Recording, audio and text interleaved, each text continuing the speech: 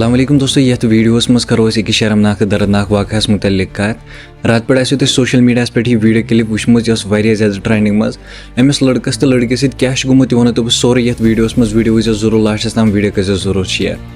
दोस्तों इस लड़की इस फैमिली तुम ईसमित अमिस मानान अमिस लड़कस खानदर कर कहें तम पे क्या यह लड़की कर अमिस लड़कस खानदर पन्ने मर्जी पे पाने तम पे युथ फैमिली पाए लगान ये लड़की तिज फैमिली पाए लगान कि कोर अमिस लड़कस सत पाने खानदर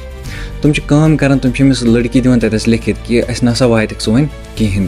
तसा अमिस लड़कस हवाल वन फैमिली हवाल अस ना वन कहें त संबंध तम पे क्या रात दोस्तों यह लड़के उहद हस्बैंड तिज नान पेवान बेमार तम पे तुम करान तुम वथान अत पे गसान नज़दीकी हॉस्पिटल युथे तुम हॉस्पिटल वातान तत अमिस लड़की हज फैमिली आसान तो तम पे अमिस लड़की हुंद फादर आसान तिहुंद माम आसान अहज बेन आसान तो बे तिहुंद बोय आसान तो यम अत हॉस्पिटलस मज युथे ओर वातान नान हेत तो इन पे नजर पेवान तम पे उहद माम अमिस वारिया ज़्यादा चोब दिवान मोल दिवान चोब यम वन कि हसा मारहोन अस